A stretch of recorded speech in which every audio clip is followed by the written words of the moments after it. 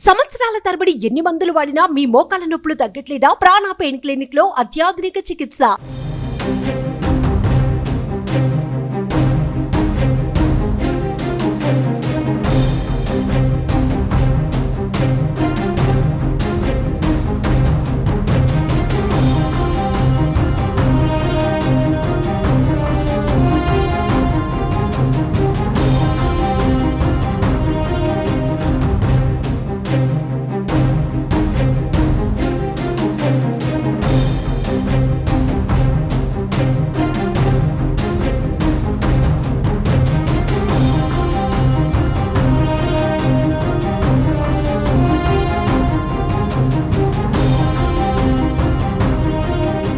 చరిత్రలో ఎప్పుడూ లేని విధంగా భారీ వరదలు బెజవాడ వాసులను బెంబేలెత్తించాయి.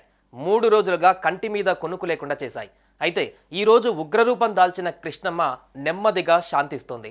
నిన్న విజయవాడ ప్రకాశం బ్యారేజ్ వద్ద 11.43 లక్షల క్యూసెక్కుల నీటి ప్రవాహం ఉండగా ప్రస్తుతం 8.71 క్యూసెక్కులుగా నీటి ప్రవాహం కొనసాగుతోంది. ఈ మధ్యాహ్నానికి నది నీటి మట్టం మరింత తగ్గుతుందని ఇరిగేషన్ అధికారులు వెల్లడించారు.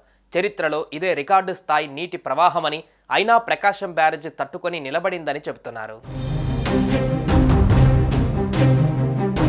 మరోవైపు బుడమేరు కాస్త శాంతించింది. నిన్నటి వరకు బుడమేరు మహోగ్ర రూపం దాల్చింది. బుడమేరు డిజైన్ కెపాసిటీ 15,000 క్యూసెక్కులకు మించి వరద నీరు వచ్చింది. దీని ఫలితంగా విజయవాడలోని 16 డివిజన్లు నీట మునిగాయి. దాదాపు 2.59 లక్షల మంది నీటిలోనే ఉండిపోయారు. వరద ప్రభావిత ప్రాంతాలలోని పరిస్థితిని ముఖ్యమంత్రి చంద్రబాబు వ్యక్తిగతంగా పర్యవేక్షిస్తున్నారు.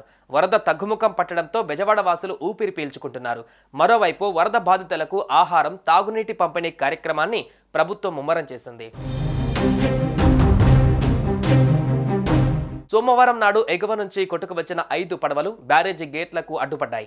వాటిలో ఒకటి వరద ధాటికి దిగువ ప్రాంతానికి కొట్టుకుపోగా ఇంకా 3 పడవలు అక్కడే ఉన్నాయి.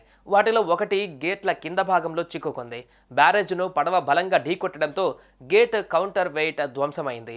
దీంతో మరమ్మతులపైన దృష్టి పెట్టిన ప్రభుత్వం ఇటీవల తుంగభద్ర జలాశయానికి స్టాప్ లాక్ ఏర్పాటు చేసిన సీనియర్ ఇంజనీర్ కన్నయ్య నాయుడిని విజయవాడ పిలిపించింది.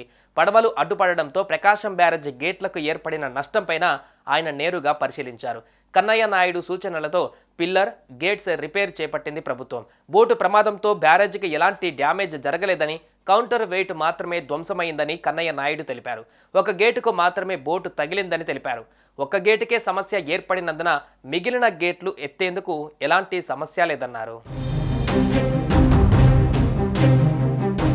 సుమన్ టీవీలో మీ పర్సనల్ అండ్ బిజినెస్ ప్రమోషన్స్ కోసం కింది నెంబర్కి కాంటాక్ట్ చేయండి.